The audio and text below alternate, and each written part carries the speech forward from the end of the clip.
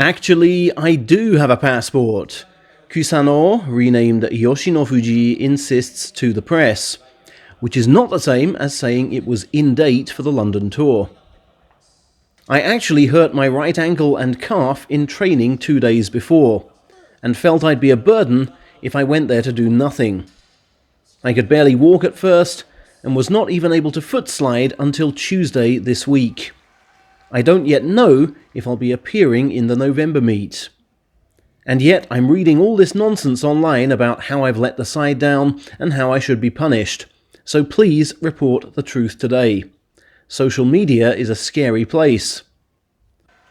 I'd agree with Kusano there, but the issue is that the story first spread offline in the Sumo neighbourhood, and in quite some detail. It may be that both versions have a decent degree of truth. And note how smartly the sumo press are fighting to keep their relevance. Accepting social media beats them for speed, but taking stories that blow up online, such as oversleeping, Cinderella sprints, and plane boarding troubles, and using their unique access to wrestlers to get an inside view. Kusano also explained the process of becoming Yoshinofuji. The previous master Isegahama suggested the change after May this year, he began, referring to the period in which his mentor left. The master felt Yoshi had a good ring to it, but hadn't fixed the first kanji. We thought about this form of Yoshi, but Kaio already has it, and it was part of his master's ring name, so it seemed to evoke Nakamura stable instead. Hence, we settled on this Yoshi, which means valuing duty and moral obligations. Not straightforward concepts in sumo, I would add. Wrestlers are carrying out their simpler duties this week. Aonishiki and Team Ajigawa have been to Kurume University Hospital to take questions from child patients and get playfully pushed around. They set up November camp in the city and this year have new facilities thanks to $70,000 of donations from local businesses and supporters within the Suitengu Shrine network. Meanwhile, Master Naruto and some of his younger men have been to a kindergarten in Yamaga, Kumamoto, to give the kids some mock charging practice and bestow handmade medals upon them as part of a sumo promotion event that has run for 20 years. And our two yokozuna have joined local hero and tournament director, Master Asakayama, on a visit to Fukuoka Prefectural Hall. After greeting local dignitaries, Onosato vowed to prepare in the best possible way for a scintillating full 15, while Hoshoryu pledged to round off this year in style. Onosato also praised his stable's scenic ocean backdrop, while Hoshoryu extolled the city's food, claiming he'd already devoured ramen and was looking forward to oysters.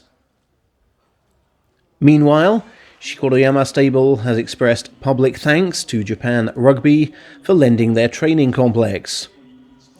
While it's important to maintain sumo tradition, it's equally vital to gain access to cutting-edge facilities, Master Shikoroyama declared. I hope this translates into in-ring results. Star wrestler Abi added, "The morning view when I open the curtains is really therapeutic, and I must commend rugby players on their tremendous shape, as they do their fighting while running." Back in Tokyo, Hakuho has mustered more support in the form of the Heroes Sportsmanship for the Future organization. They have made a pronounced point of giving him a Heroes Award for 2025 for the impact of his Hakuho Cup, which offered opportunity and hope not only to kids from earthquake-hit regions in Japan, but to those from war-torn Ukraine. Role model athlete contributions, in the award committee's words.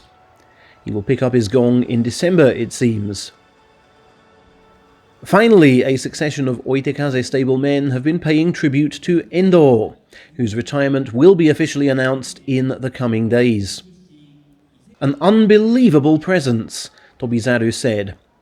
"I was with him at uni, both in sumo club and in lessons, and he'd always be going to the gym or getting in extra training.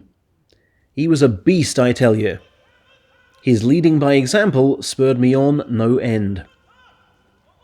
Almost exactly what the former Daisho Ryu told us last year, you recall? The monkey continued, "Apart from when in the treatment room, I can never remember him taking days off.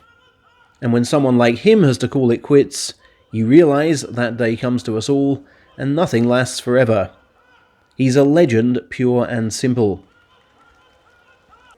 Daieisho, who joined the stable first but is 3 years younger than Endo, said, "When he burst in a year after me, he was just so good that I couldn't take a bout off him. It was the first time I was made to feel just how good a top uni athlete must be.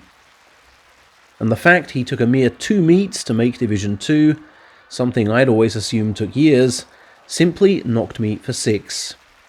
After Kokkai retired, we had no salaried men within our walls, until Endo changed all that, and got me thinking about all the proactive things I had to do, conditioning-wise etc., to truly up my game.